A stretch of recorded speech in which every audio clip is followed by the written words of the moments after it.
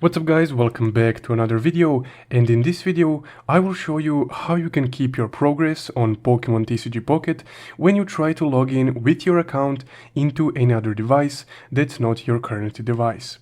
Also, as always, if you want to know what equipment I use to make this video, I will leave those links in the description below. So let's get started. So once you load up your account, you need to go to these three little lines in the bottom right corner.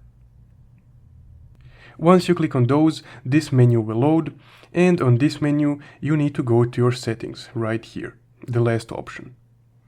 In the settings menu, just go over to your account right here, and here you can see if your account is linked to your Google account or if it's linked to your Nintendo account, or if you didn't link it at all. So for you to keep your progress when you switch devices, you need to have this green check mark either next to your Google account or next to your Nintendo account.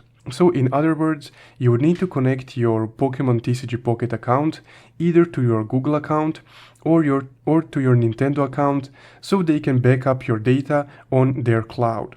And once your Pokemon TCG Pocket account is connected to either one of these two, your data will be backed up on their cloud, and even if you delete the app from your phone, all the data will still be backed up and ready for you until you decide to install Pokemon TCG Pocket again.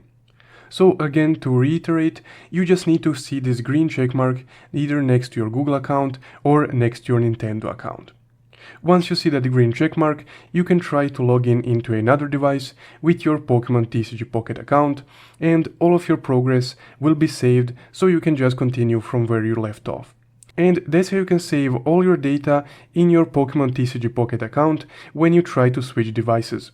If you found this video helpful, don't forget to leave a like and subscribe. Also, if you want to support the channel further, you can check out my Buy Me a Coffee link in the description below. Thank you for watching.